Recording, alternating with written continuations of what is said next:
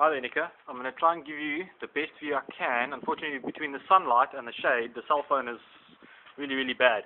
I'll bring it closer. You can see suspension arms, chassis, all very neat. Still very unused. The shocks, there's hardly any paint off. This bike, before I got it, was obviously also very well looked after. You can see around the engine. If you can look really close in front of my finger and I can see it, that's what my boots did. And over there, that's all my boots. When I got it, the paint was still everywhere, so you can imagine the condition was pretty neat. The plastics are pretty good, as you can see from all the other photos. You can see I put a bit of silicone on, made it a bit of shine. You'll find there is a fair amount of scratches here at the very, very surface, normally from the back of your pants, and down there obviously from your boots and stuff that you have. But you can see there's a shock at the back, all very neat. If I go around the back suspension, you can see everything is really, really neat underneath here, all along underneath. Coolant bottle, you know. I'll go down to the fingers. You can see I've got a racing disc on here as well. This original rear disc is terrible for actual braking. It virtually does nothing. You can see the vents and slots like that. And obviously the O-ring chain.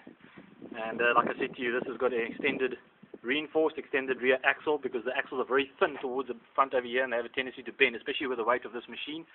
This thing weighs about 200 kilos, 175 dry weight. There's the FMF pipe, which I actually got second hand. You can come around this side of the bike, you can actually have a look. You can see it's a complete exhaust that runs all the way through to the front over there. The twin carby sitting over here. There's your oil reservoirs all along there. You can see down the suspension and the chassis. Everything looks really, really neat. I've got nerf bars, which is also an add-on to the bike, which is actually quite important. I've got this DGS lift bar at the back, which helps quite a bit. Just moving this machine around without this bar is virtually impossible. We can go over to the ignition. You can see I still got the original panels on. I'm going to take you down to the motor now. Let's just try and have a listen to the engine exhaust. It's very, very loud, but she sounds perfect.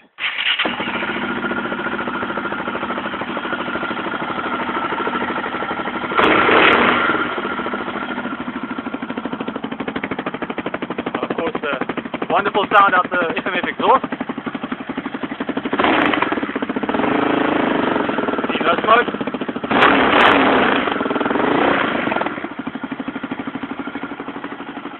All very neat. I'll give a bit of a zoom out on it. There's your radiator and all your other stuff. Let's see, have a good look.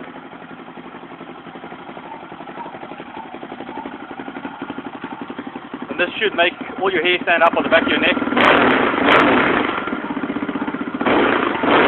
See the amount of movement I have compared to the amount of throttle response.